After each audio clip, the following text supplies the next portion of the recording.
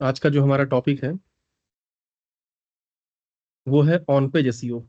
थोड़ा सा आपको कुछ करके भी दिखाएंगे हम प्रैक्टिकल। ठीक है। एक वेबसाइट पे। तो ये ऑन पेज एसईओ क्या होता है? एसईओ में तो आप लोगों को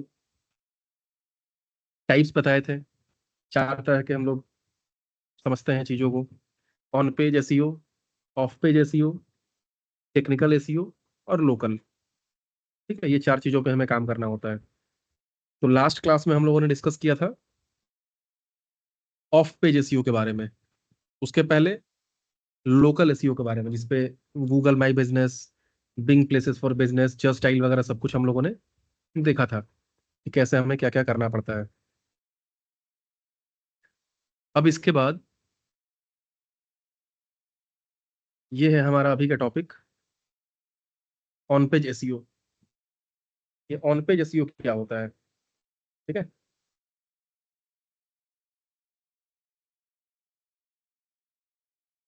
तो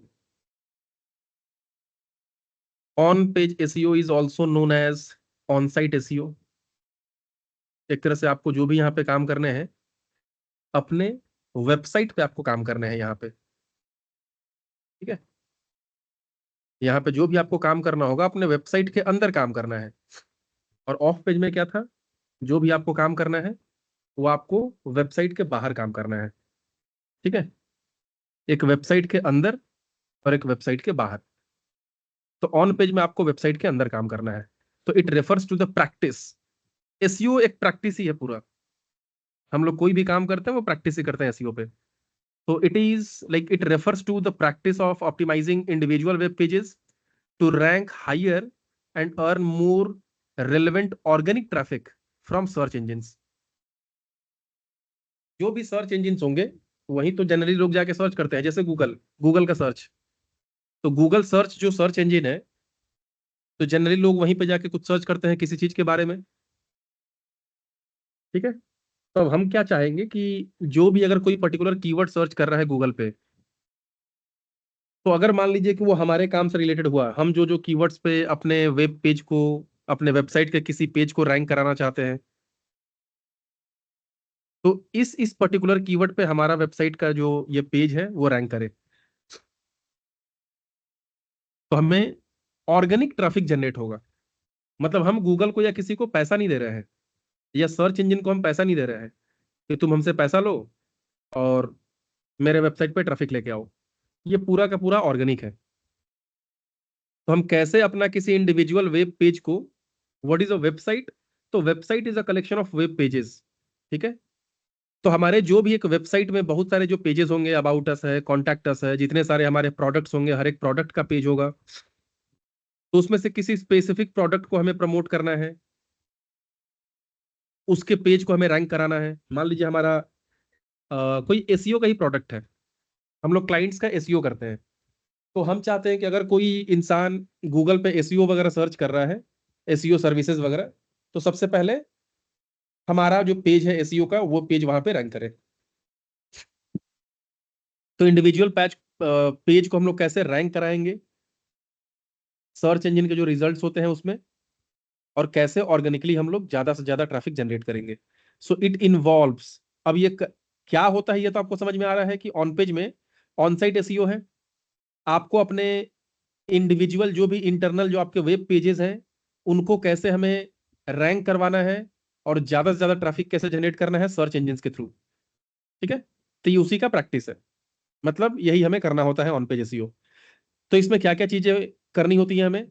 तो it involves optimising both the content and HTML source code of a page. हमारा जो कंटेंट है, कंटेंट का मतलब यहाँ पे क्या बोला जा रहा है? मतलब आपका इंफॉर्मेशन। अगर आप एसईओ से रिलेटेड एक पेज बनाए हैं जिसपे एसईओ से रिलेटेड सर्विसेज के बारे में लिखा हुआ है, तो उसको बोला जा रहा है यहाँ पे कंटेंट। तो आपके अपने कंटेंट पे भी ध्यान देना है, उसको भी ऑप्टिमाइज करना है, उसके ऊपर भी ध्यान देना है अच्छे से। और एचटीएमएल का जो सोर्स कोड है, एचटीएमएल सोर्स कोड का मतलब क्या हुआ? तो एचटीएमएल सोर्स कोड का मतलब, जब आप कोई एक वेबसाइट बनाना चाहते हो या वेब पेज बनाना चाहते हो, तो वेबसाइट या वेब पेज बनाने के लिए क्या करना होता है आपको? जैसे हम एक एग्जांपल लेंगे, अगर हमें सब्जी बनाना है, ठीक है। मान लो मटर पनीर का सब्जी बनाना है, तो हमें क्या क्या चीजें चाहिए सब्जी बनाने के लिए? मटर चाहिए, पनीर चाहिए, नमक चाहिए, तेल मसाला चाहिए, इतने सारी चीजें हमें चाहिए। अगर आपको घर बनाना है तो घर बनाने के लिए ईटा, बालू, गिट्टी, सीमेंट, रॉड, मिट्टी, पानी, ये सब चाहिए, इससे घर बनता है पूरा। अगर वेबसाइट बनाना है, तो वेब पेज बनाना है, तो HTML, CSS और जावास्क्रिप्ट, ये लैंग्वेजेस हैं कंप्यूटर के। तो हम लोग यहाँ पे क्या करते हैं, HTML, CSS, जावास्क्रिप्ट से वेब पेज बनाते हैं, एक वेबसाइट बनाते हैं। अगर किसी को वेबसाइट डेवलपमेंट सीखना है तो वो स्टार्ट करते हैं HTML से, हाइपर टेक्स्ट मार्कअप लैंग्वेज। ये एक लैंग्वेज है, जैसे कंप्यूटर में कैसे C++, जावा, पाइथन, एंड्रॉयड, ये सब सब लैंग्वेजेस हैं। एंड्रॉयड भी एक लैंग्वेज है, ठीक है। एंड्रॉयड हमारा ऑपरेटिंग सिस्टम भी है, और एंड्रॉयड एक लैंग्वेज भी है, जिससे हम लोग एंड्रॉयड ऑपरेटिंग सिस्टम के लिए एप्लीकेशंस को बनाते हैं। अगर आप एंड्रॉयड फोन के लिए, एंड्रॉयड ऑपरेटिंग सिस्टम के लिए कोई सॉफ्टवेयर बनाना चाहते हो, तो आपको एंड्रॉयड प्रोग्रामिंग लैंग्वेज सीखना होगा। ऐसे मार्केट में और भी बहुत सारे प्रोग्रामिंग लैंग्वेजेस है जिससे आप एंड्रॉयड पे काम कर सकते हो, ठीक है। तो उसी तरह अगर आपको वेबसाइट बनाना है, तो क्या हम C++, जावा, पाइथन से वेबसाइट बना सकते हैं, एक वेब पेज बना सकते हैं? तो नहीं। अलग अलग लैंग्वेजेस जो होते हैं ना, आप लोग भी कभी कभी हो सकता है कि आपके दिमाग में ऐसा क्वेश्चन आया होगा कि इतने सारे लैंग्वेजेस क्यों हैं, C++, Java, Python, .NET, PHP, Android, iOS का भी लैंग्वेज होता है, ये इतने सारे लैंग्वेजेस क्यों हैं? तो हर लैंग्वेज का अपना एक स्पेसिफिक काम होता है। जैसे अगर जावा पाइथन का बोला जाए, तो चलो जो काम आप जावा से कर सकते हो वो सारा काम पाइथन से भी कर सकते हो, ठीक है। लेकिन अब इसके बाद अगर कुछ कुछ जो लैंग्वेजेस हैं, जैसे सी से आप वेबसाइट नहीं बना सकते हो, जावा पाइथन से आप वेबसाइट नहीं बना सकते हो, डिजाइनिंग नहीं कर सकते हो, वेबसाइट का बैकएंड पे काम कर सकते हो, फ्रंट एंड नहीं, मतलब डिजाइन वगैरह नहीं कर सकते हो। जैसे होता है ना कि वेबसाइट में हमें पेज है, इमेज है, स्लाइड है, ऊपर मेन्यू है, हेडर है, फुटर है, ड्रॉप डाउन लिस्ट है, कुछ HTML फॉर्म है। हम एक फॉर्म बना के दे दिए कि आप अपना फर्स्ट नेम या फिर ईमेल आईडी बोलिए, पासवर्ड बोलिए, और जब आप लॉगिन बटन दबाएंगे, तो अगर आपका आईडी, क्रेडेंशियल वगैरह अगर सब कुछ सही रहा, तो आपका होम पेज खुल जाएगा, ठीक है। तो HTML से जनरली हम लोग वेबसाइट को डिजाइन करते हैं, और HTML के बिना वेबसाइट डिजाइन हो ही नहीं सकता है। इस पूरा दुनिया में कहीं भी आप चले जाओ, अगर आपको वेबसाइट डिजाइनिंग सीखना है, वेबसाइट को डिजाइन करना है, तो आपको HTML पता होना चाहिए। अब ये होता क्या है HTML, इसमें कैसे हम लोग काम करते हैं? तो जनरली HTML में टैग्स होते हैं, TAGS, टैग। टैग, ये टैग्स जो टैग होते हैं यहाँ पे HTML में, टैग को आप बेसिकली समझ लो कमांड्स, आप इसको समझ सकते हो कमांड्स, ठीक है। तो मैं आपको एक एग्जांपल दिखा रहा हूँ।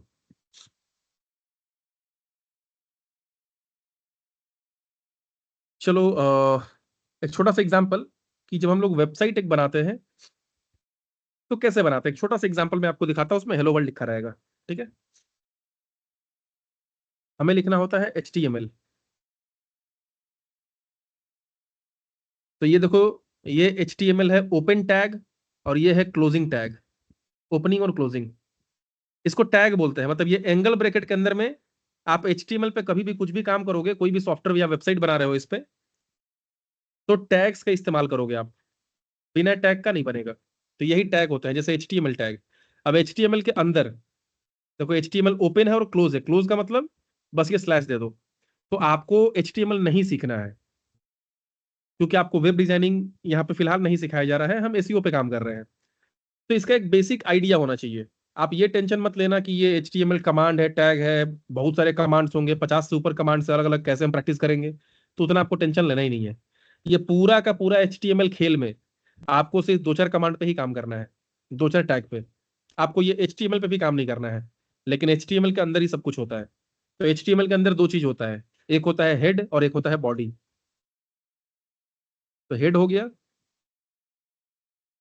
और एक बॉडी हो गया, दो चीज,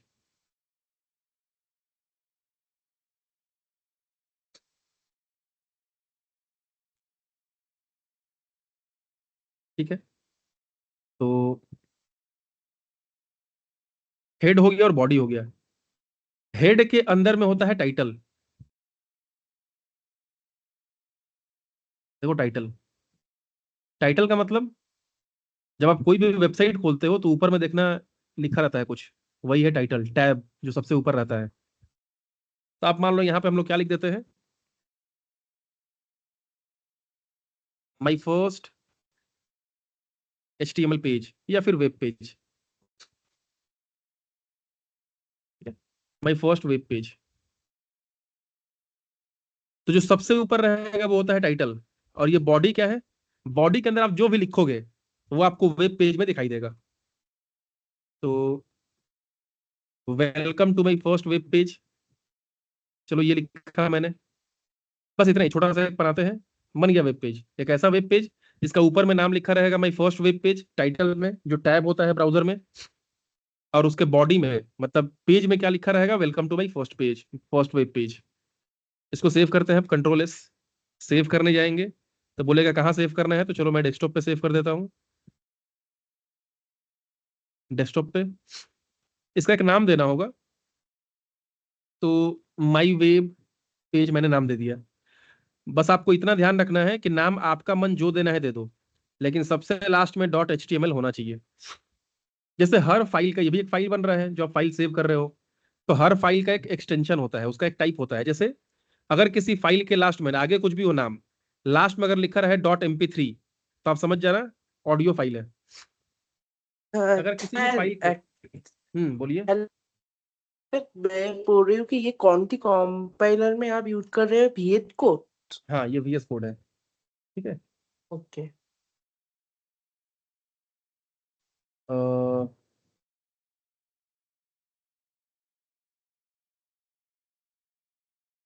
तो यहाँ जैसे .mp3 रहेगा अगर लास्ट में, इसको बोला जाता है ऑडियो फाइल है वो, मतलब उस फाइल के अंदर में ऑडियो इन्फॉर्मेशन होगा। अगर किसी फाइल के लास्ट में .mp4 हो, मतलब वो वीडियो इन्फॉर्मेशन है, ठीक है। .png JPEG मतलब वो फोटो है। .exe एग्जीक्यूटेबल, exe या फिर .msi माइक्रोसॉफ्ट इंस्टॉलर, ये हो गया विंडोज का सॉफ्टवेयर। जैसे आपका जो एंड्रॉयड का जो सॉफ्टवेयर होगा वो .apk, मतलब हर फाइल के लास्ट में एक एक्सटेंशन होता है जिससे पता चलता है कि इस फाइल के अंदर में किस तरह का इन्फॉर्मेशन है। तो आप .html से सेव करोगे तो पूरा कंप्यूटर को पता चल जाएगा ये एक वेब पेज है। तो चलो मैं डेस्कटॉप पे इसको सेव करता हूँ। सेव हो गया। तो यार नीचे में देखो गो लाइव है, चलो गो लाइव से भी कर सकते हो आप, या फिर आपने जो सेव किया है डेस्कटॉप पे, तो आपने सेव किया है, क्या नाम था, माई वेब पेज ऐसा कुछ नाम रखा था,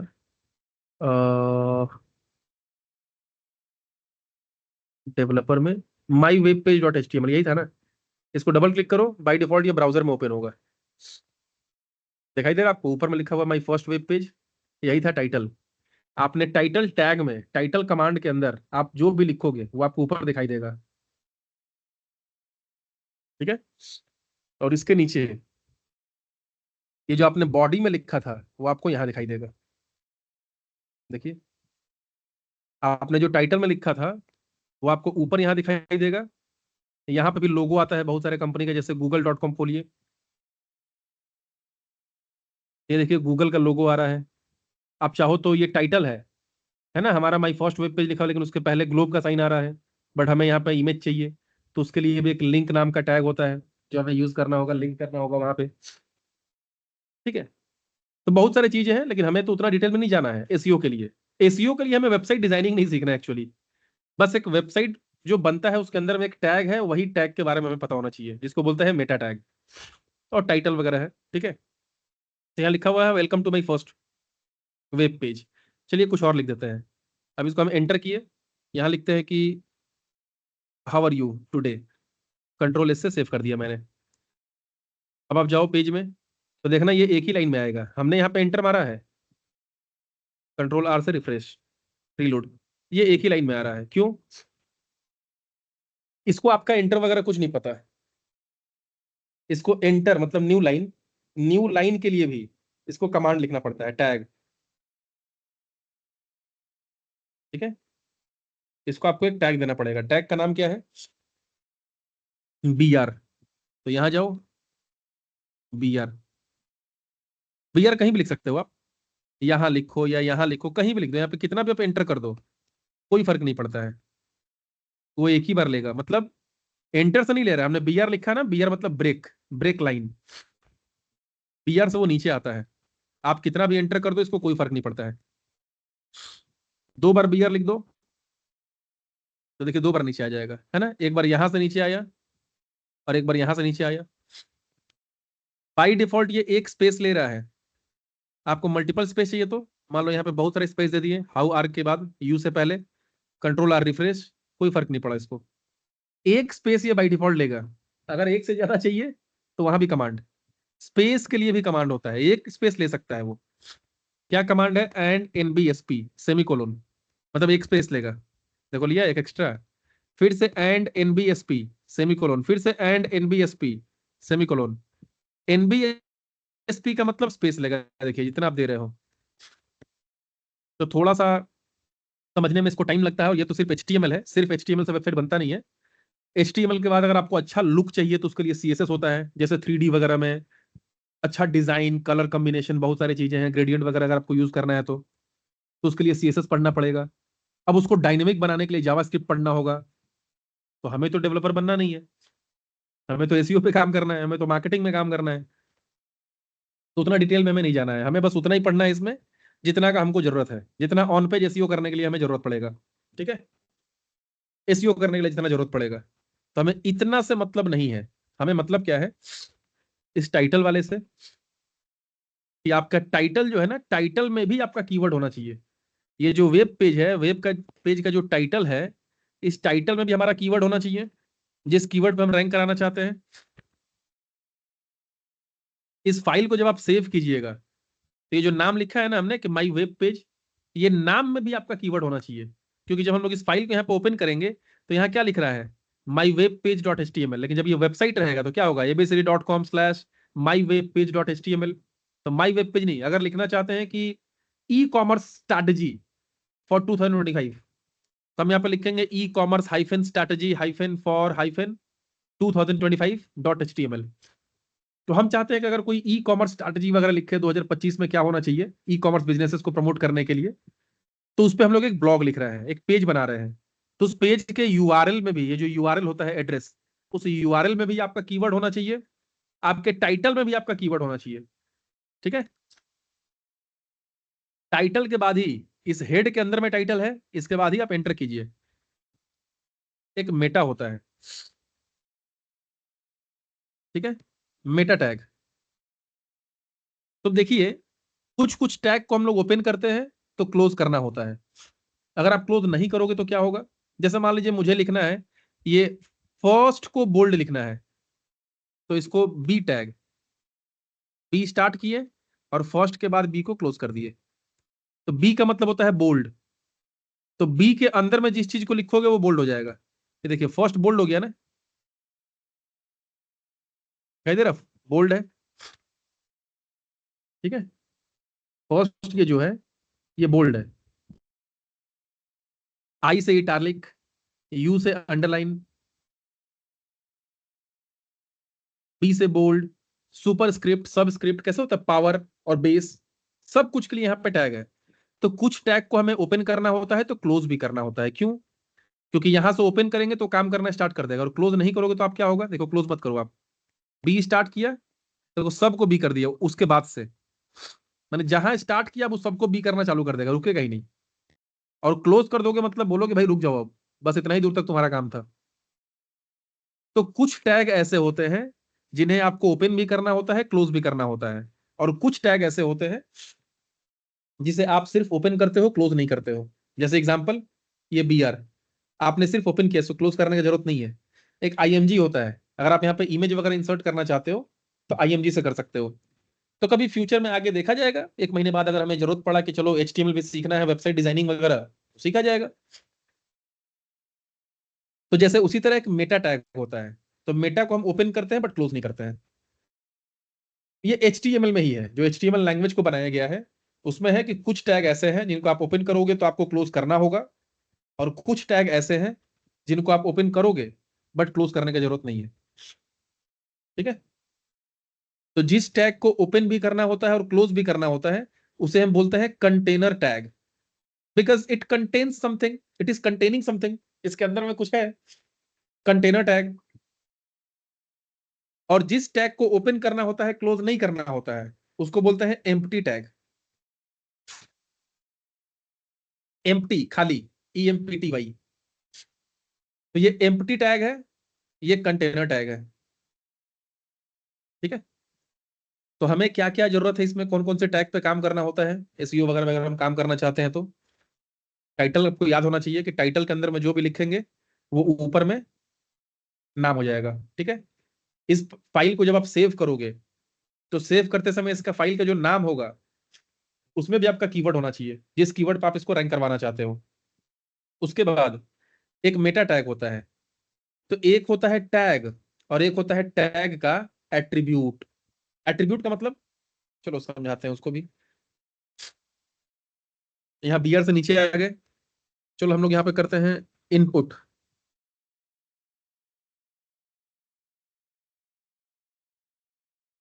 टाइप इक्वल टू टेक्स्ट।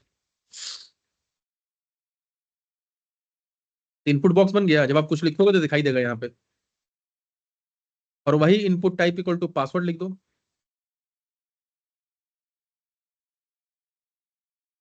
अब आप कुछ लिखो यहाँ पे, दिखाई नहीं देगा आपको, मतलब वो इनपुट बॉक्स होता है। तो जिस इनपुट बॉक्स का टाइप टेक्स्ट हो तो आप उसमें लिखोगे तो आपको दिखाई देगा, और जिस इनपुट बॉक्स का टाइप पासवर्ड हो उसमें आप कुछ भी लिखोगे तो आपको दिखाई नहीं देगा। ठीक है, एक ड्रॉप डाउन होता है। चलो इसके बाद हम लोग करते हैं BR, फिर से न्यू लाइन, सेलेक्ट। सेलेक्ट के अंदर में ऑप्शन। अब ऑप्शन में दे देते हैं हम लोग, चलो इंडिया।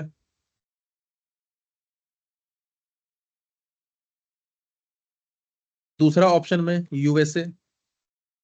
मतलब ये सेलेक्ट है और सेलेक्ट के अंदर में होता है ऑप्शन, तो इसका मतलब ड्रॉप डाउन लिस्ट। ये देखो, है ना, USA सेलेक्ट कर लिए, इंडिया सेलेक्ट कर लिए। तो जनरली ऐसे ही वेबसाइट बनता है। ठीक है, ये सब टैग हो गए हैं। तो सेलेक्ट एक टैग है जिसको ओपन किए क्लोज किए, ऑप्शन एक टैग है जिसको ओपन किए क्लोज किए, इनपुट एक टैग है जिसको ओपन किए हैं क्लोज नहीं किए हैं, क्योंकि इनपुट एम्प्टी टैग होता है। ये टाइप क्या है, और ये इक्वल टू के बाद जो दिए हैं डबल कोट में वो क्या है, तो इसको बोलते हैं टैग, और ये होता है उसका एट्रीब्यूट, एक तरह से उसका प्रॉपर्टी।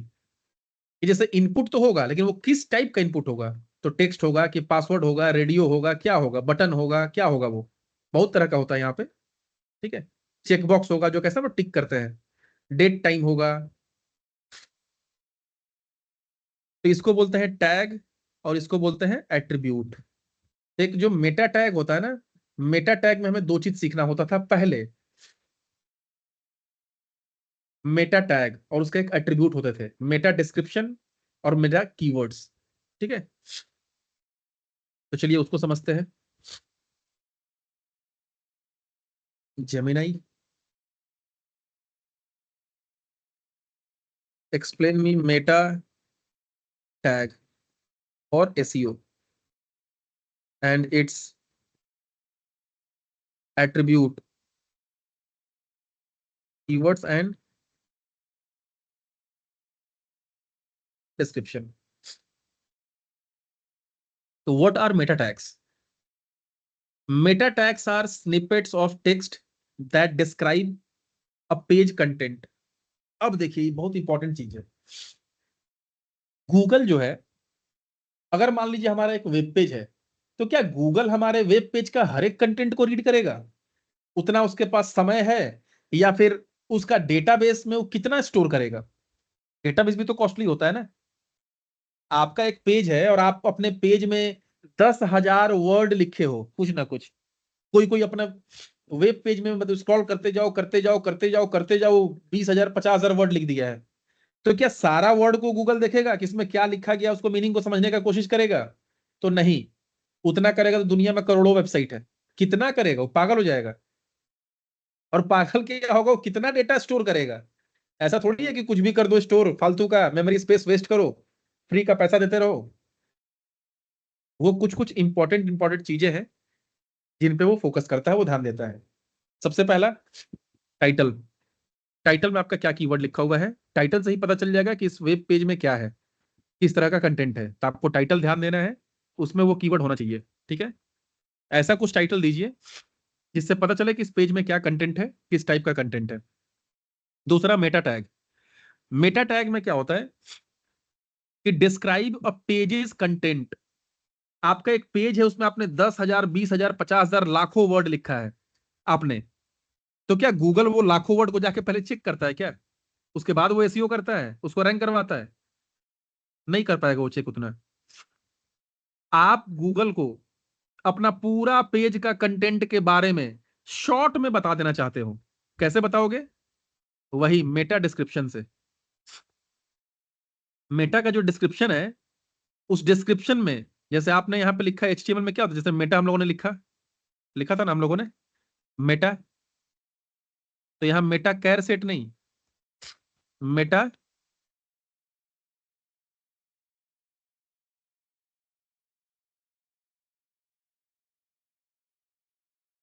नेम इक्वल टू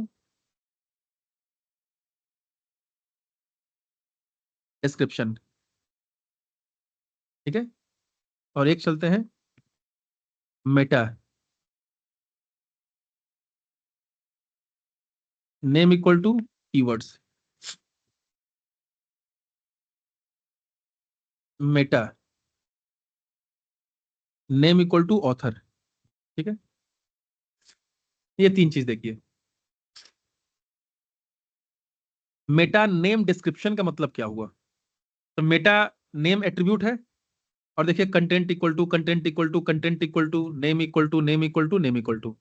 तो जो मेटा नेम एट्रीब्यूट के अंदर में डिस्क्रिप्शन लिखा हुआ है, उसके कंटेंट में आप वो चीज लिखिए जिससे गूगल को ये पता चल जाए कि आपका पूरा पेज किस चीज के बारे में है ना?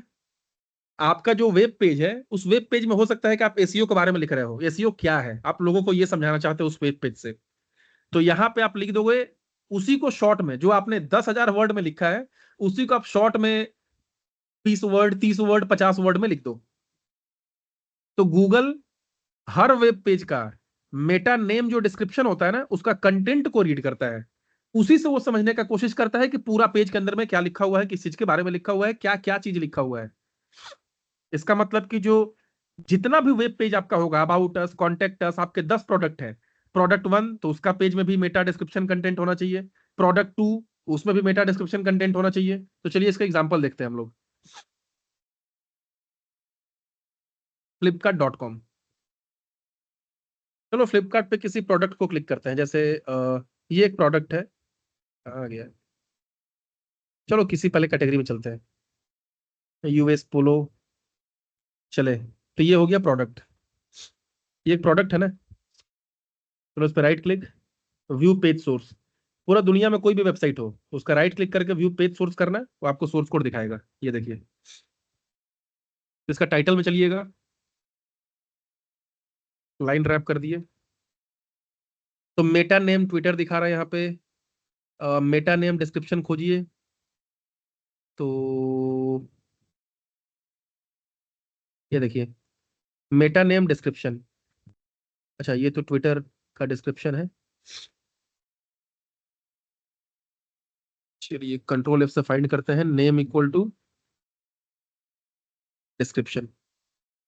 ये देखिए यहाँ पे है ना, ठीक है। यहाँ क्या लिख रहा है, मेटा टैग, उसके अंदर में नेम इक्वल टू डिस्क्रिप्शन और कंटेंट इक्वल टू, कितना बड़ा लिखा है, तो कंटेंट इक्वल टू इतना, कहाँ गया, इतना, ये देखिए।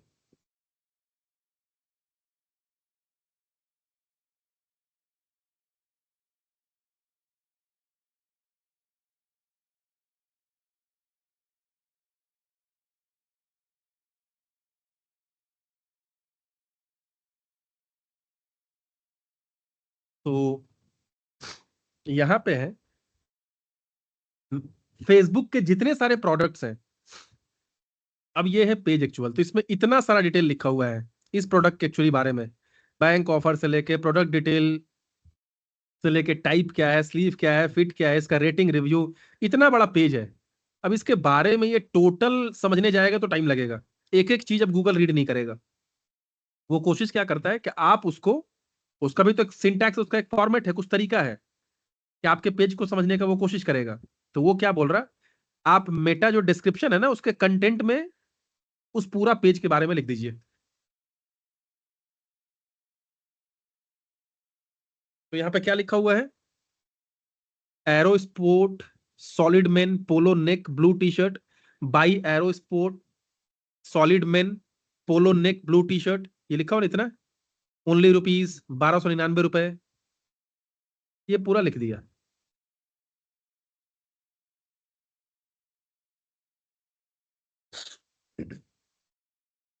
तो आप जब भी कोई पेज बनाओगे, उस पेज में डिस्क्रिप्शन आप लोगों को समझ में आ रहा होगा कि डिस्क्रिप्शन में पूरा पेज में आपने क्या लिखा है उसको शॉर्ट में लिख दो, 2 लाइन में, 3 लाइन में, 20 वर्ड, 30 वर्ड, 50 वर्ड, 100 वर्ड, जो भी, मतलब 10,000 वर्ड को पढ़ने से बेहतर है गूगल आपके इस 100 वर्ड को पढ़ लेगा।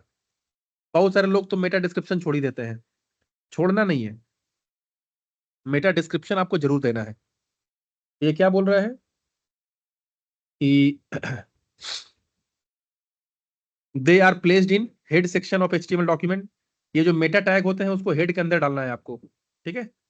ये जो हेड था ना, हेड, हेड के अंदर में आपको सारा मेटा लिखना है, बॉडी में नहीं लिखना है, ठीक है। तो meaning they are visible to search engine crawlers but not directly to users of the web page itself. अगर हम अपना पेज देखें, यही था ना पेज, इसको रिलोड कीजिए, मेटा टैग में हम लोगों ने क्या लिखा है कुछ दिखाई नहीं देगा, एक्चुअली वो यूजर्स के लिए नहीं है, वो है सर्च इंजन के लिए ही। क्योंकि मेटा में हम क्या लिख रहे हैं उसको यूजर से कोई मतलब नहीं है, यूजर को सिर्फ किस चीज से मतलब है, जो हम लोग बॉडी में लिख रहे हैं। ये देखिए, आप बॉडी में जो लिख रहे हो वो यूजर से मतलब है, और हेड के अंदर टाइटल में जो लिख रहे हैं वो यूजर से भी मतलब है, एसईओ से भी मतलब है, सर्च इंजन से भी मतलब है। और जो मेटा दे रहे हो ये यूजर से मतलब है ही नहीं, इसका यूजर के साथ इसका कोई रिलेशन नहीं है। तो meaning that they are visible to search engine crawlers but not directly to the users of web page itself. Their primary purpose is to provide information about the page to browsers and search engines। आपके पूरा page के बारे में उसका काम रहता है information provide करना, किसको, वेब ब्राउजर्स को और सर्च इंजिन को, कि आपका पूरा पेज के बारे में क्या है, page like what is all about your page. So it's important to understand that while meta tags were very influential in early days of SEO, their role has evolved significantly। अब जो इसका role है बहुत important हो चुका है, the keywords meta tag. ये keywords meta tag के बारे में बता रहा है, तो थोड़ी देर में इसको देखेंगे। पहले हम लोग चलते हैं डिस्क्रिप्शन में, द डिस्क्रिप्शन मेटा टैग। तो डिस्क्रिप्शन में क्या हो explanation, the description Meta tag provides a brief summary of the web page content. आपके पूरा वेब पेज का कंटेंट का एक समरी दे देता है शॉर्ट में। While it is not a direct ranking factor, it plays a crucial role in attracting clicks from search engine result pages। मतलब ऐसा नहीं है कि ये डायरेक्टली आपके एसईओ से रिलेटेड है, मतलब एसईओ से भी रिलेटेड होता है, मतलब इससे भी एसईओ में फर्क पड़ेगा आपका। एसईओ में फर्क मतलब एक्चुअली रिजल्ट में फर्क नहीं पड़ रहा है कि आप मेटा टैग दोगे तो आपका रैंक 1 हो जाएगा, कोई मेटा टैग नहीं दिया तो उसका रैंक 2 हो जाएगा, रैंकिंग से इसका कोई फर्क नहीं पड़ रहा है। इससे हम लोग सर्च इंजन को समझाने का कोशिश कर रहे हैं कि मेरा पूरा पेज में जो कंटेंट लिखा हुआ वो क्या है। तो एसईओ को तो कम से कम हेल्प मिल जाएगा कि कब इसके पेज को रैंक कराना है, किस किस कीवर्ड्स पे इसके पेज को रैंक कराना है, उसको पता चल गया आपके मेटा डिस्क्रिप्शन से कि पूरा पेज में क्या है। तो ये आप लोगों को समझ में आया होगा, ठीक है। अब यहां पे एक और चीज लिख रहा है कि clicks from search engine result pages. चलिए एक और चीज देखते हैं, अब दिखाते हैं मेटा टैग का इसका यूज कहां हो रहा है। एक तो हो गया कि सर्च इंजन को समझाने के लिए, और दूसरा यूज डिस्क्रिप्शन का। तो चलिए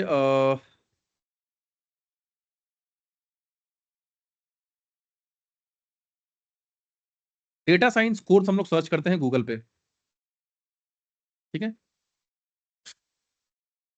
हम लोगों ने गूगल पे सर्च किया डेटा साइंस कोर्स, ये सब देखिए आ रहा है, डेटा साइंस ऑनलाइन कोर्सेस, ये देखिए, Boston Institute of analytics, data science in 4 months. तो ये जो दिखाई दे रहा है ये क्या है, ये एक्चुअली टाइटल है या हेडिंग 1। और ये जो दिखाई दे रहा है आपको, इसके नीचे हर वेब, जब आपको गूगल रिजल्ट देता है तो देखिएगा एक लिंक देता है, और लिंक के नीचे कुछ लिखा रहता है थोड़ा सा, हर जगह पे ये लिंक है, उसके नीचे कुछ लिखा हुआ है। ये लिंक है, उसके नीचे कुछ लिखा हुआ है, ये लिंक है, उसके नीचे कुछ लिखा हुआ है, इसका मतलब क्या है? चलिए लिंक पे क्लिक कीजिए। नीचे क्या लिखा हुआ है? Become a certified data scientist, master python RML। ठीक है, ये पेज खुला, राइट क्लिक करके व्यू पेज सोर्स कीजिए।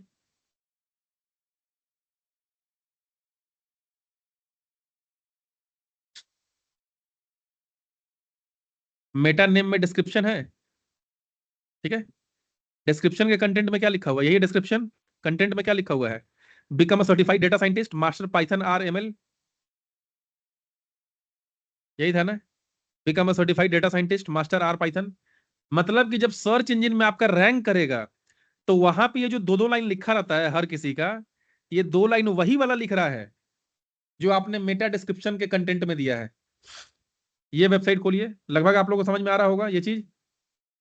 इसका रोल क्या हो रहा है, चलिए इसको ओपन करते हैं। ओडिन स्कूल में डेटा साइंस कोर्स, यहाँ पे क्या लिखा हुआ है? Join our online data science course with certified led by experts.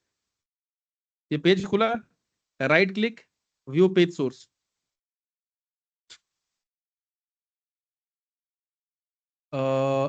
Meta name description,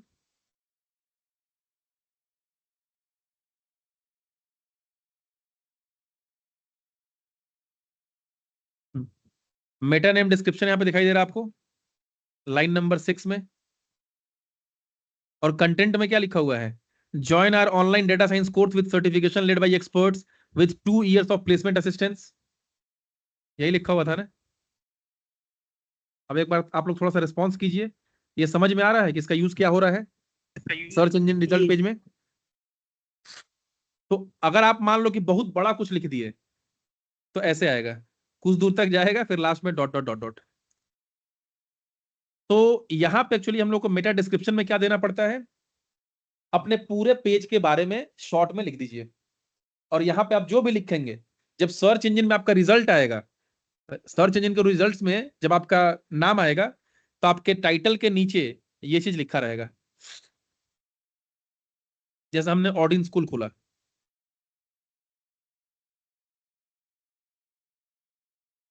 ये ऊपर में देखिए टाइटल है। चलिए थोड़ा कुछ कुछ चीज को हम बंद कर देते हैं हम लोग, तो टाइटल आपको अच्छे समझ में आएगा।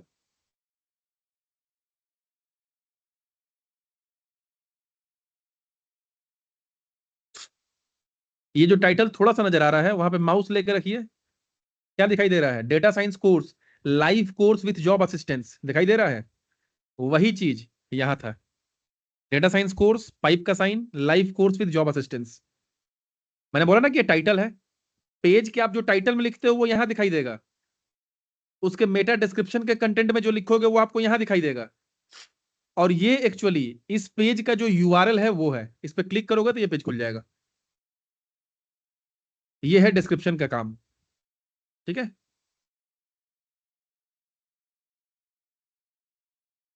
तो it plays a crucial role in attracting. Generally हम लोग क्या करते हैं, जब वेबसाइट पे, सॉरी, गूगल पे कुछ सर्च करते हैं हम लोग, और वहां बहुत सारा रिजल्ट आपको दिखाई दे रहा है, ठीक है। तो आप क्या किसी भी लिंक पे क्लिक कर दोगे कि उस लिंक के नीचे जो दो लाइन लिखा हुआ है, उसमें जितना अट्रैक्टिव चीज आप लिखोगे, जितना अच्छा चीज, वही लोगों को गूगल सर्च में नजर आएगा रिजल्ट में।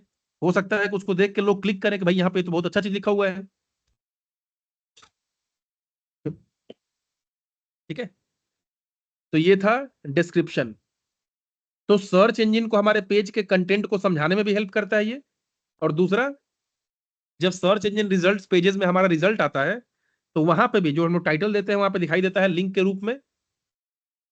और जो टाइटल के नीचे दिखाई देता है वो हमारा एक्चुअली मेटा डिस्क्रिप्शन का कंटेंट होता है, ठीक है। मेटा डिस्क्रिप्शन का कंटेंट होता है। तो ये तो था मेटा डिस्क्रिप्शन। अब ऊपर है एक मेटा कीवर्ड। तो एक्चुअली मेटा कीवर्ड का अब उतना बड़ा रोल है नहीं। ये पहले मेटा कीवर्ड का भी यूज था, बट अब इतना जो एडवांस्ड हो चुका है गूगल, अब वो बोलता है हमें कीवर्ड से मतलब नहीं है, हम पेज के कंटेंट से ही समझ जाएंगे कि क्या है। पहले हमें कीवर्ड्स भी देने होते थे कि meta name equal to keywords. अब कंटेंट के अंदर में आप यहाँ पे कीवर्ड्स लिखते थे कि किस किस कीवर्ड पे आपको अपने इस पेज को रैंक करवाना है। मतलब गूगल को आप कीवर्ड भी देते थे कि इस कीवर्ड में अगर इसमें से कोई हो तो मेरे इस पेज को रैंक करवाना। और डिस्क्रिप्शन भी देते थे, अपने पेज के बारे में पूरा आप उसको समझाते थे। बट अभी कीवर्ड का उतना जरूरत नहीं पड़ता है, ठीक है। तो देखिए keywords, meta tag, so largely obsolete for major search engines, don't prioritise it. मतलब फिलहाल अब इसका कोई जरूरत नहीं है। हाँ, मेटा टैग में जो डिस्क्रिप्शन होता है उसका इंपॉर्टेंस है कि crucial for attracting click through rate, मतलब clicks from search engine result pages and providing a good user experience, optimise it carefully. ये क्यों इतना बोल रहा है क्लिक थ्रू रेट? चलिए लिखते हैं डेटा साइंस कोर्स फिर से। जब आप नीचे आओगे यहाँ पे तो लोग क्या देखते हैं कि अच्छा data science course in 4 months, so learn data science in Kolkata industries top rank AI curriculum job placement, लोग यही पढ़ते हैं ना। ये पढ़ के उनको ठीक लगा तो क्लिक करते हैं। मतलब डिस्क्रिप्शन का बहुत बड़ा रोल है। अगर यहाँ पे जो उनको दिखाई दे रहा है यहीं से वो इस पे क्लिक करेंगे अगर अच्छा लगा तो। अब जाएंगे रेटेड 4/8, उतना अच्छा समझ में नहीं आ रहा, गेट ट्रेंड बाई, चलो ठीक है। Learn top trending tools and technology, चलो ये भी अच्छा लग रहा है, top trending tools and technologies, ठीक है। अब इसका तो कुछ लिखा ही नहीं हुआ है, contact us best college for engineering and technology, इसको कोई देख के क्लिक करने वाला है नहीं। Choose from hundreds of free data science courses, अच्छा फ्री लिखा हुआ, चलो क्लिक करके देखते हैं। मतलब ऐसा आपको कुछ लिखना है कि वो अब अट्रैक्ट करे। सोचिए ये भी एक मार्केटिंग का पार्ट हो गया। अब एसईओ तो चलिए वो अलग चीज है, लेकिन अब इसके थ्रू लोग अट्रैक्ट होंगे, उनका अटेंशन को ग्रैब करेगा, बोलेगा भाई मुझे क्लिक करो एक बार, मतलब आपका वेबसाइट पे ट्रैफिक बढ़ सकता है। वही बोल रहा है click through rate, click through rate, click करने का चांसेस ज्यादा हो जाएगा। तो आपको सोच समझ के मेटा डिस्क्रिप्शन ऐड करना है, और डिस्क्रिप्शन तो ऐड करना ही है। नहीं तो सर्च इंजन में जब रिजल्ट आएगा वहां पे सिर्फ टाइटल लिखा रहेगा, आपके बारे में कुछ लिखा ही नहीं रहेगा वहां पे, तो लोग कहां से क्लिक करेंगे? ठीक है। तो यहां यही बोला जा रहा है कि ऑन पेज एसईओ में जो भी चीजें हैं, तो the it involves optimising both the content of content, आपका पेज का कंटेंट, और एचटीएमएल का सोर्स कोड। सोर्स कोड का मतलब ये जो आपने कोड लिखा ना, ये टोटल इसको बोलते हैं सोर्स कोड, और ये सब हो गया कंटेंट जो आपने मेन यूजर्स के लिए लिखा है। और ये जो एचटीएमएल वगैरह जितना टैग वगैरह है, ये सबको बोलते हैं सोर्स कोड, ठीक है।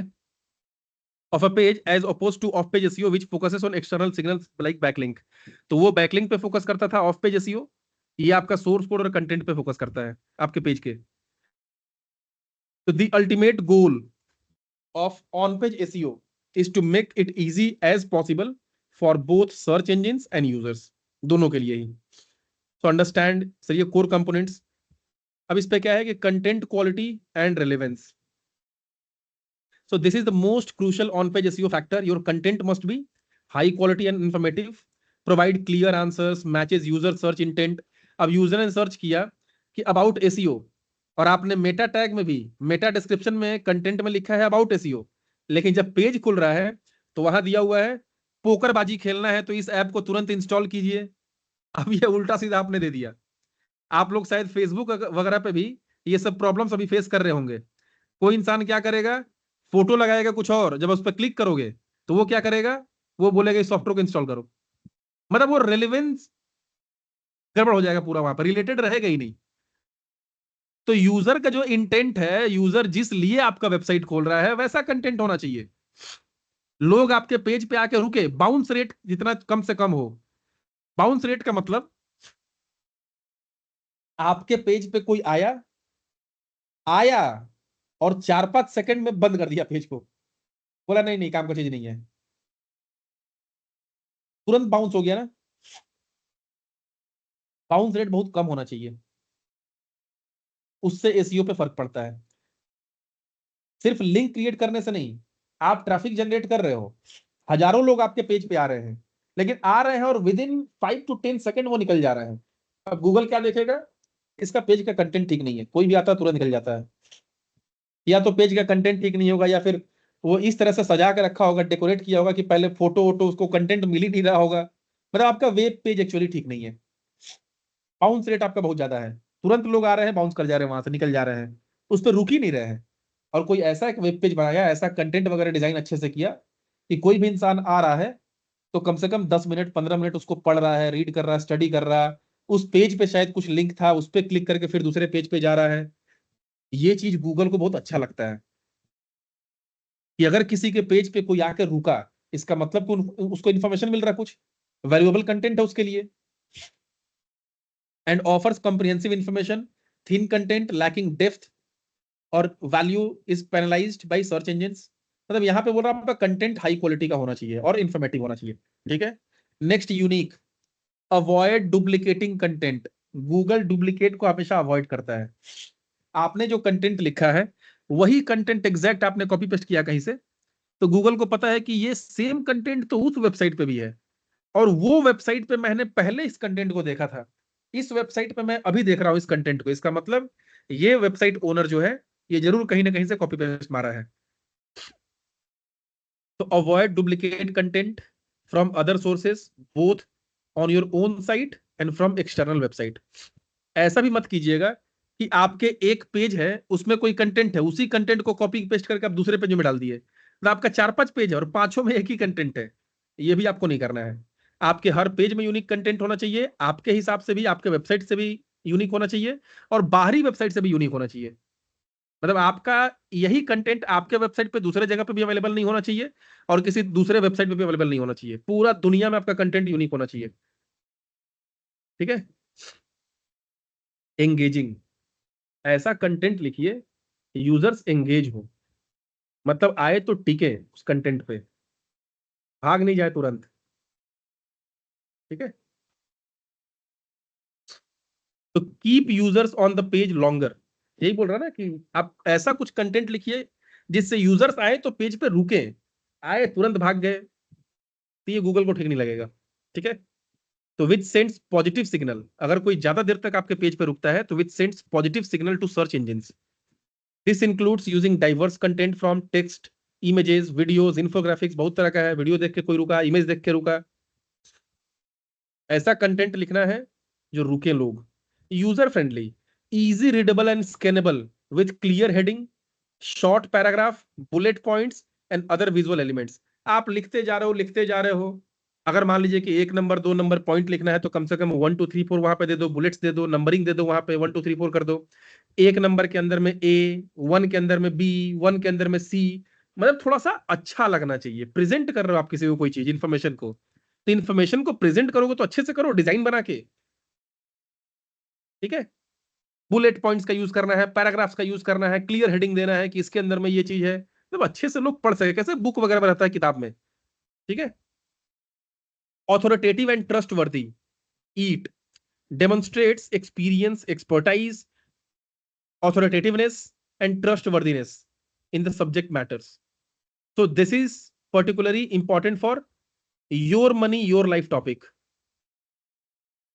मतलब ऐसा कुछ टॉपिक लिखना है जो लोग ट्रस्ट भी हो उनको उस चीज पे, कुछ भी उल्टा सीधा बकवास हमें नहीं कर देना है उस पे, और जो आपका मेन जो टॉपिक है जिस कंटेंट के ऊपर में आप लिख रहे हो वो भी रिलेट करना चाहिए। ठीक है। दूसरा है freshness.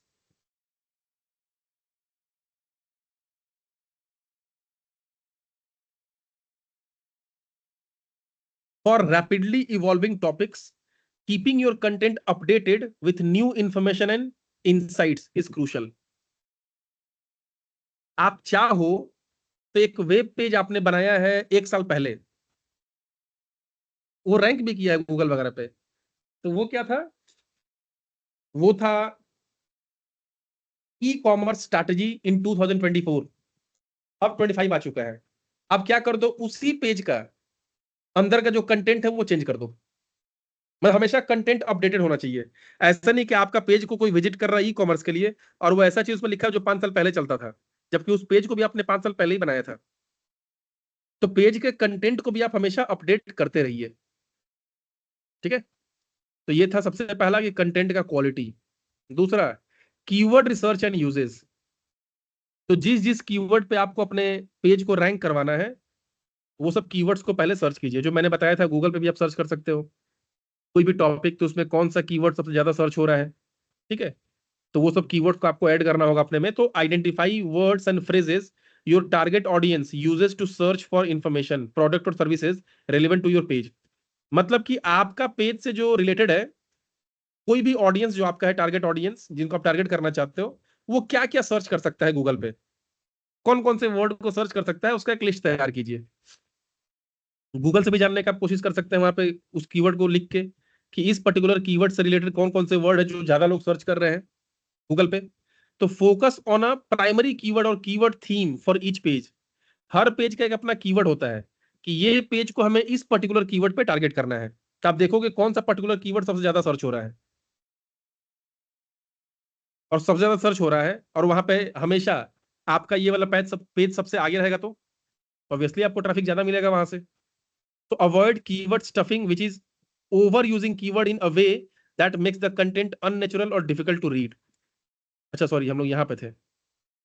So focus on a primary keyword or keyword theme for each page and consider long tail keyword, more specific multi-word phrases। बहुत सारे लोग कीवर्ड का मतलब सोचते हैं कि एक ही वर्ड लिख दो, ई कॉमर्स सिर्फ। तो आप सिर्फ ई कॉमर्स लिखो, या एक होता है ना कि ई कॉमर्स स्ट्रैटेजी फॉर 2025, या फिर आप लिख रहे हो और बड़ा कि e commerce strategy for businesses इन 2025। तो हो सकता है कि कोई इंसान अगर लिख रहा है कि ई कॉमर्स 2025, वहां पे भी आपका पेज रैंक करेगा। कोई लिख रहा है बिजनेसेस इन 2025, वहां भी रैंक करेगा। अब वहां लिखेगा स्ट्रैटेजीज बिजनेसेस फॉर 2025, वो भी वहां पे रैंक करेगा। जितना लंबा भी आप कीवर्ड लिखोगे ना, वहां भी आपको फायदा मिलेगा। ठीक है। Natural integration, so integrate your target keywords and related terms naturally throughout your content, avoid keyword stuffing। ठीक है। जो भी चीजों का आपको क्या अवॉइड करना है, क्या है की प्लेसमेंट। हाँ, की प्लेसमेंट ही मेन है हमारा। यहाँ पे वापस हम लोग आते हैं HTML के अंदर में। क्या बोल रहा है टाइटल टैग। थोड़ी देर पहले मैंने बोला था आपको कि the most important on page element, place your primary keyword close to the beginning. जैसे हम लोगों ने यहाँ पे लिखा था डेटा साइंस कोर्स, है ना, data science training, data science online courses, become a data scientist, professional certificate program in AI in data science. मतलब टाइटल में डेटा साइंस है ना सबका, सबके टाइटल में डेटा साइंस है। देखिए यहाँ पे भी डेटा साइंस है, यहाँ पे भी डेटा साइंस है, यहाँ पे भी डेटा साइंस है, टॉप डेटा साइंस, यहाँ पे डेटा साइंस है। मतलब आपके टाइटल में है, वो कीवर्ड होना चाहिए। ठीक है। मेटा डिस्क्रिप्शन, डिस्क्रिप्शन में आपको थोड़ी देर पहले हमने डिस्कस किए कि डिस्क्रिप्शन कैसा होना चाहिए। H1 टैग, हेडिंग 1, जैसे हेडिंग 1, हेडिंग 2, हेडिंग 3 होता है HTML के अंदर में। ठीक है। हेडिंग 1 मतलब हम बड़ा कुछ लिखना चाहते हैं, चलिए करके दिखा देते हैं आपको। ये सेलेक्ट के बाद H1 में, चलो हेडिंग 1 लिख दिया हम। H2 में हेडिंग 2 लिख दिए। H3 में हेडिंग 3 लिख दिए। टोटल 6 हेडिंग होता है H1 से लेके H6 तक। ठीक है। ये देखिए हेडिंग थोड़ा बड़ा है ना, 2 उससे छोटा, 3 उससे छोटा, और ये ऑटोमेटिक न्यू लाइन ले लेता है हेडिंग हमेशा। तो हेडिंग 1 कर दोगे ना आप H1, थोड़ा बड़ा हो जाएगा। तो ये बोल रहा है कि जब भी कोई टाइटल वगैरह कोई बड़ा बड़ा हेडिंग लिखना होगा तो हेडिंग 1 का यूज कीजिएगा। ये हेडिंग 1 को ज्यादा कोशिश करता है उसको समझने का, हेडिंग 1 को। तो आपका जो टाइटल है ना, जो कीवर्ड, आपके पूरा पेज में कहीं ना कहीं H1 जो टैग है हेडिंग 1, उसके अंदर में वो कीवर्ड होना चाहिए। तो ये दिखाते हैं इस पे, डेटा साइंस ऑनलाइन कोर्सेस, ये सब नॉर्मल लिखा हुआ है। चलो कोर्स है, डेटा साइंस ट्रेनिंग। तो ये आपका पेज है जो खुला अभी। ठीक है। ये देखिए उल्टा सीधा है, दिया है क्या, खोल रहे तो खुल रहा है क्या, वेलकम टू वर्डप्रेस। ठीक है। चलो इसको करते हैं, data science and AI course online with IIT collaboration. Data science course, ये दिखाई दे रहा है आपको, ये हेडिंग है। ये देखिए छोटा छोटा दिखाई दे रहा है, ये बड़ा दिखाई दे रहा है। चलो चेक कर लेते हैं, राइट क्लिक करके view page source, control F से फाइंड, V से पेस्ट कर दिए।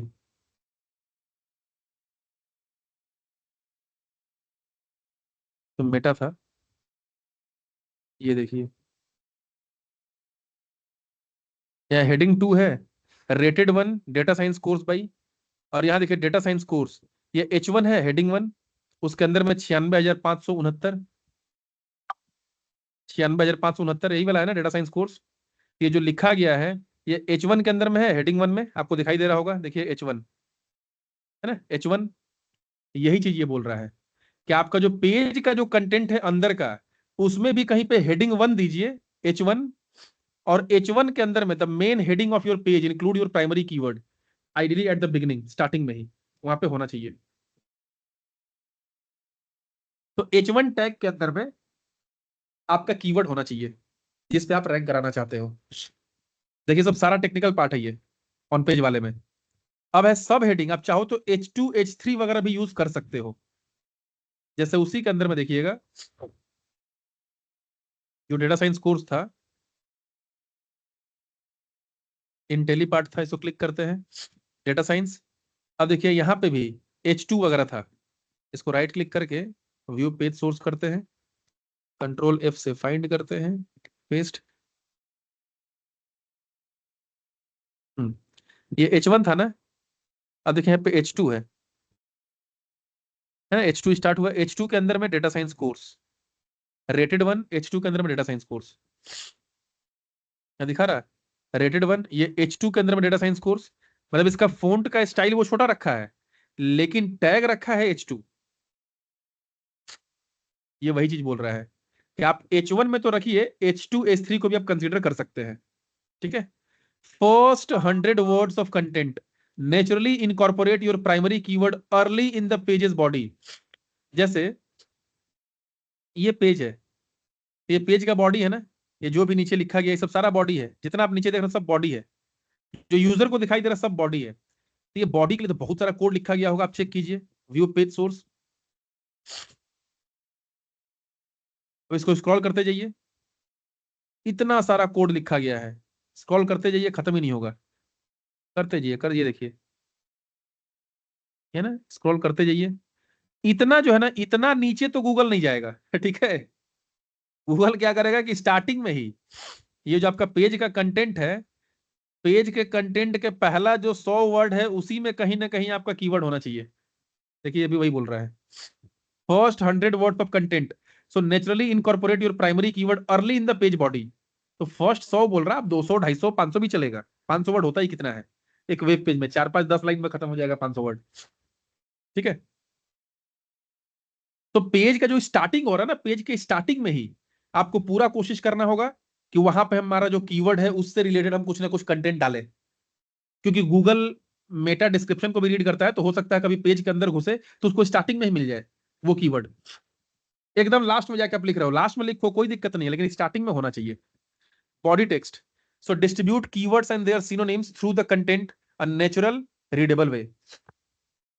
मतलब ऐसा नहीं है कि आपका जो कीवर्ड है उसको आप एक ही जगह लिखोगे, वो कीवर्ड बहुत जगह होना चाहिए। जैसे यहां पे देखिए, इस वेबसाइट में कहा गया, यहां भी डेटा साइंस था, डेटा साइंस कोर्स, यहां भी डेटा साइंस कोर्स है, यहां भी डेटा साइंस कोर्स है। नीचे आइए, यहां भी डेटा साइंस कोर्स है, यहां भी डेटा साइंस कोर्स है, यहां भी डेटा साइंस लिखा हुआ है। ये देखिए डेटा साइंस कोर्स बहुत जगह पे है ना, डेटा साइंस कोर्स पूरा पेज में डेटा साइंस, डेटा साइंस। मतलब जरूरी नहीं कि एक ही बार में, अपने पेज में बहुत बार उसको यूज कीजिए, बहुत बार यूज कीजिए उसका आप। ठीक है। बॉडी के टेक्स्ट में अब है इमेज का alt text and file name. अब बहुत बार देखिएगा हम लोग फोटो वगैरह भी इंसर्ट करते हैं। ठीक है। तो यहाँ पे हम लोग इमेज वगैरह भी इंसर्ट कर सकते हैं। तो इमेज का नाम क्या है एक्चुअली, चलिए यहाँ पे दिखाते एक जगह होगा। डिस्क्रिप्टिव फाइल नेम, आप कोई इमेज डाल रहे हो, जनरली हम लोग फोटो वगैरह लेते हैं मोबाइल फोन से, तो इमेज का फाइल का नाम क्या रहता है, img001.jpg। आप लोगों ने शायद देखा होगा, ऐसा फाइल का नाम रहता है। मान लीजिए कि जो इमेज है, इमेज के अंदर क्या है, डेटा साइंस का कुछ फोटो है, तो आप इमेज का क्या लिखिएगा। जैसे यहाँ पे अगर मान लीजिए जो फोटो है वो कोई कार का फोटो है, स्पोर्ट्स कार, रेड कलर का, लेकिन उस फाइल का नाम क्या है, इमेज का नाम img11001jpg। ये मत रखिए, क्या रखिए, रेड स्पोर्ट्स कार जेपीजी। मतलब फाइल का नाम में भी कीवर्ड होना चाहिए। जो आप फोटो वगैरह अपलोड कर रहे हैं, फोटो डाल रहे हैं अपने पेज में, उस फोटो का जो नाम होगा ABCDXYZ 1 2 3 4 ऐसा कुछ नहीं। आपका जो कीवर्ड अगर वो कार है तो फाइल का नाम भी कार दे दीजिए, इमेज का नाम। ठीक है, यही यहां पे बोल रहा है।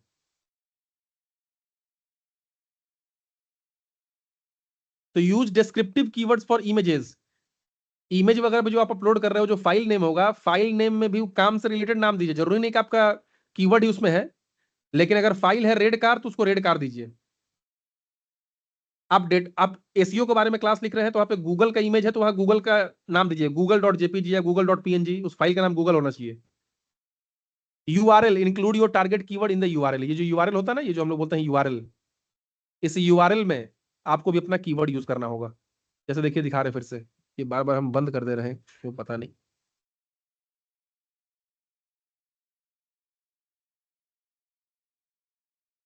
चलिए सिंपली लर्न,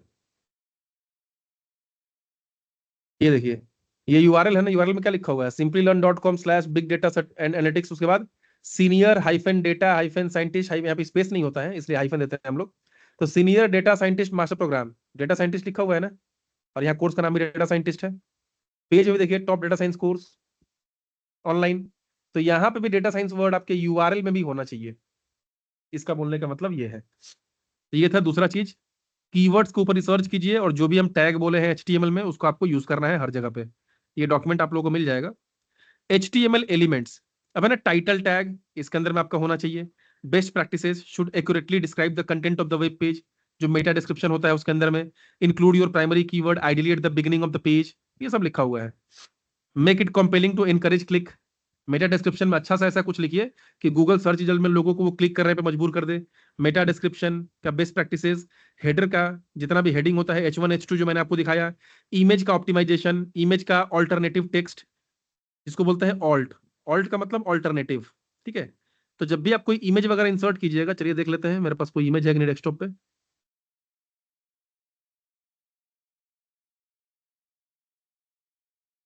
H3 के बाद IMG, इससे इमेज इंसर्ट होता है। SRC इक्वल टू,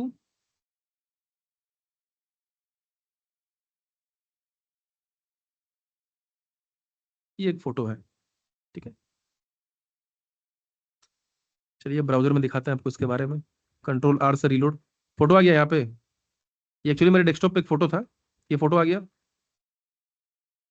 अब यहाँ पे क्या है, ऑल्ट, जैसा ना कि इमेज का SRC equal to this file का नाम, और alt equal to alternative text, तो दिस इज अ कार, या फिर data science course, course with placement assistance, हो सकता है यहाँ पर डेटा साइंस का फोटो है तो डेटा साइंस डॉट जेपीजी, तो फाइल का भी नाम आपका वही होना चाहिए जिससे रिलेटेड वो इमेज है। और उसका ऑल्ट वाले एट्रीब्यूट में मीनिंगफुल चीज लिखिए, ऑल्ट को छोड़िएगा मत। मैक्सिमम वेबसाइट में ऑल्ट लोग छोड़ देते हैं, लेकिन आपको ऑल्ट को नहीं छोड़ना है। हर एक इमेज अगर इंसर्ट कर रहे हैं तो उसमें ऑल्ट होना चाहिए। ये क्या बोलता है कि it provides a text description of an image for search engine and visually impaired users, screen readers. बहुत सारे देखिएगा स्क्रीन रीडर सॉफ्टवेयर आते हैं, स्क्रीन को रीड करते हैं, तो यहाँ पे इमेज वगैरह है ना, इमेज का ऑल्ट टेक्स्ट जरूर दीजिएगा आप, वो ऑल्ट टेक्स्ट को रीड करते हैं और हम लोग वही छोड़ देते हैं। ये गलती मैक्सिमम लोग करते हैं, इमेज इंसर्ट कर दिए ऑल्ट को छोड़ दिए। इमेज का जो फाइल का नाम है वो मीनिंगफुल नाम रखिए, ना ही कि IMG0011234 ऐसा कुछ। इमेज कंप्रेशन, इमेज का क्वालिटी ठीक होना चाहिए, and compress images to reduce file size without sacrificing the quality. तो ये पेज का लोडिंग स्पीड को बढ़ाता है, जल्दी लोड हो जाएगा आपका पेज। मतलब कोई इमेज डाल दी हो 50 MB का, वो लोड हो रहा घूम रहा है, किसी का इंटरनेट स्लो है, ऐसा करो 1 MB 2 MB जल्दी जल्दी फटाफट लोड हो, कम साइज का इमेज हो, रेस्पॉन्सिव इमेजेस।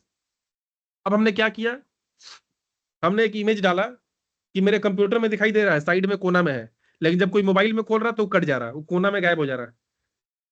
तो ऐसा कुछ कीजिए जो मोबाइल में भी ठीक दिखाई दे इमेज और कंप्यूटर में भी ठीक दिखाई दे।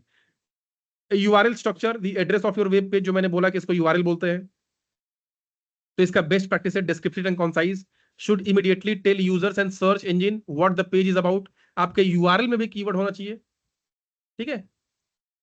HTTPS भी होना चाहिए, जैसा आपका वेबसाइट सिक्योर होना चाहिए, जैसे ये देखिए यहाँ है ना, कनेक्शन इज सिक्योर। जब इसको डबल क्लिक करेंगे तो यहाँ दिखाई दे रहा है स्टार्टिंग में HTTPS। तो ये एक्चुअली पार्ट है टेक्निकल वाला, जो सर्वर लेंगे ना आप, जो होस्टिंग कर रहे हैं, तो वहां पे आपको इसके लिए बात करना होगा, मतलब HTTPS आपको लेना होगा। इंटरनल एंड एक्सटर्नल लिंकिंग, मतलब आपके वेबसाइट में, जैसे मैं एक एग्जांपल लेता हूँ, मान लीजिए मैं वेबसाइट यहाँ पे बना रहा हूँ, कोई वेबसाइट एक, और मेरे वेबसाइट में होता है ना हेडर फुटर, फुटर में बहुत सारा लिंक दिया हुआ है, सर्विसेज का पेज, अबाउट अस का पेज, कॉन्टेक्ट अस का पेज होता है ना, किसी भी वेबसाइट के सबसे नीचे कॉन्टेक्ट अस, अबाउट अस, कोई भी कोर्सेज वगैरह करा रहा है क्या क्या, सब लिंक दिया हुआ है।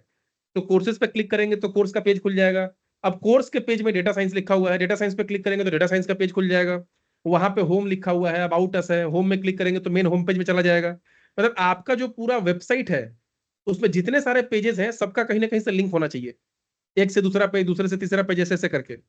ऐसा कोई पेज नहीं होना चाहिए जहां पे किसी का किसी के साथ लिंक नहीं है, वो कहां से खुलेगा फिर।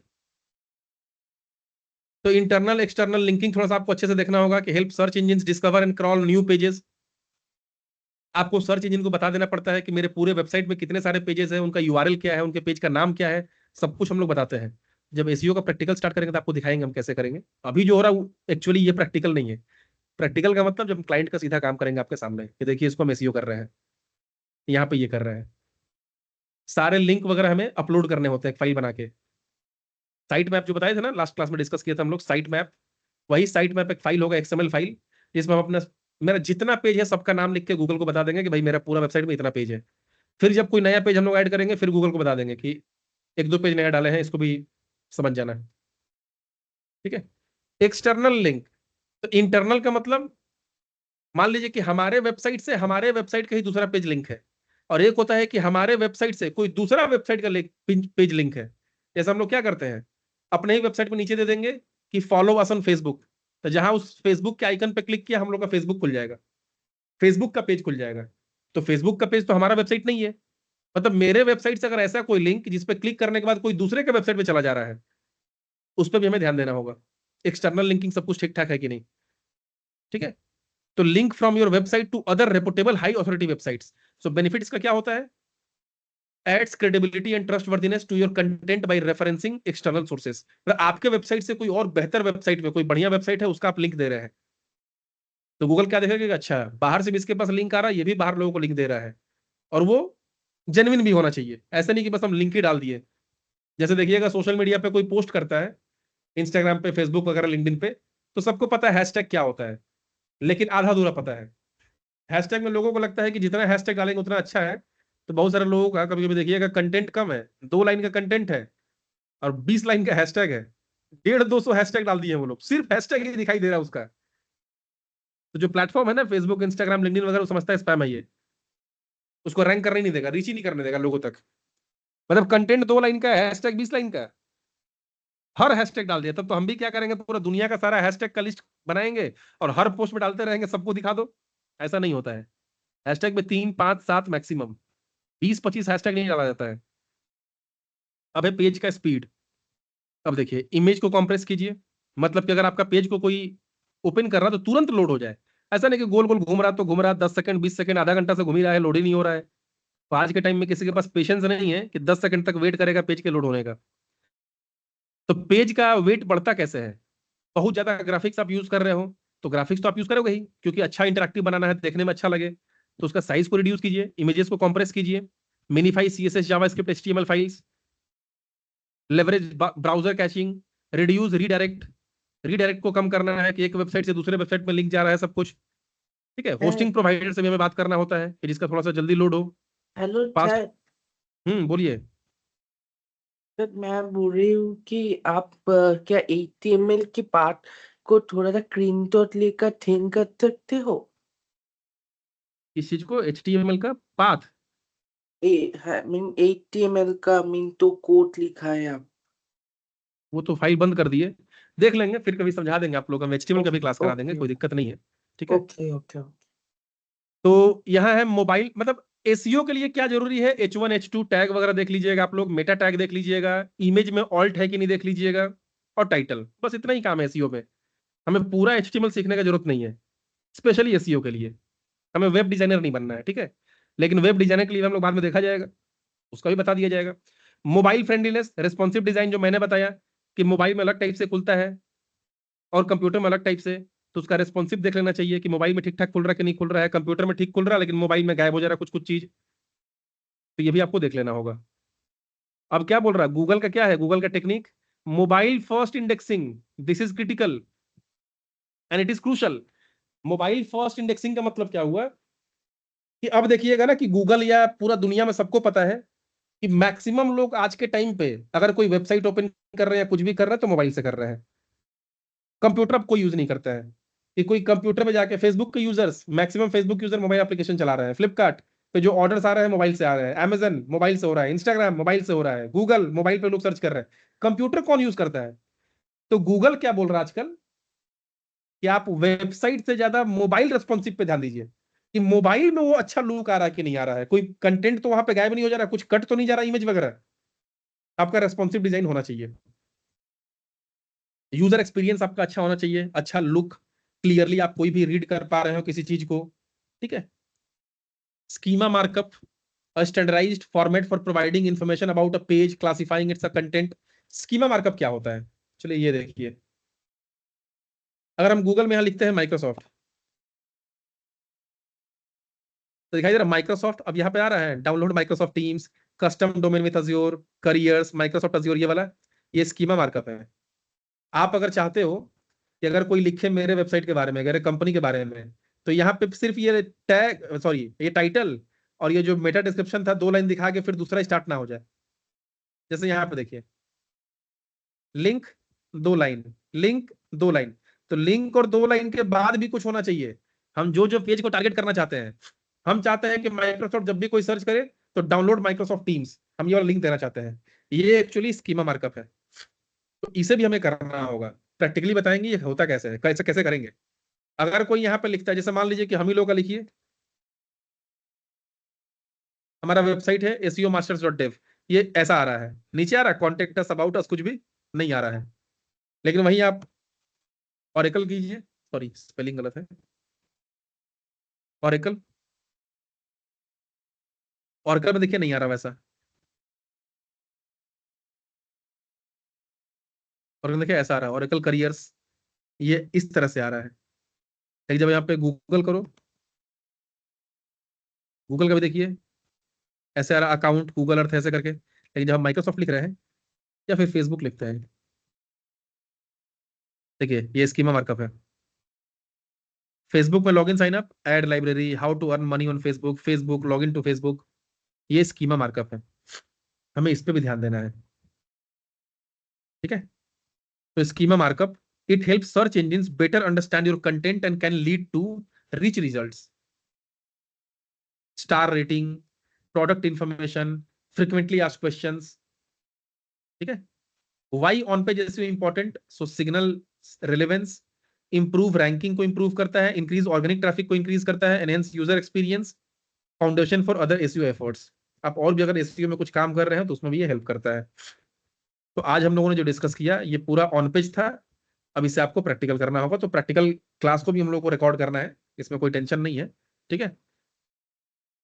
तो ये है आज का क्लास ऑन पेज एसईओ के बारे में। आई होप कि आप लोगों को थोड़ा सा कुछ आइडिया मिला होगा इसके बारे में। तो ये पूरा अभी नॉर्मली एक तरह से थ्योरी ही समझिए इसको, भले मैं थोड़ा बहुत कुछ दिखा दे रहा हूँ बट ये भी थ्योरी है। प्रैक्टिकल का मतलब सीधा हम लोग क्लाइंट का काम करेंगे, हो सकता है अपना ही काम कर ले, अपनी वेबसाइट को ठीक कर दें हम लोग, ठीक है। तो आज के लिए इतना ही, कल फिर कनेक्ट करते हैं।